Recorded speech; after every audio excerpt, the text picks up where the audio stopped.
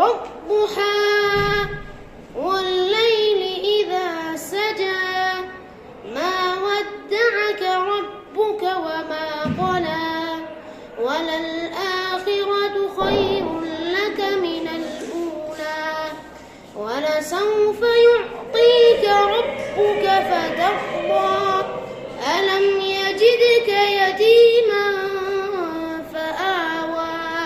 ووجدك ضالا فهدى ووجدك عائلا فأغنى فأما اليتيم فلا تقهر وأما السائل فلا تنهر وأما بنعمة ربك فحدث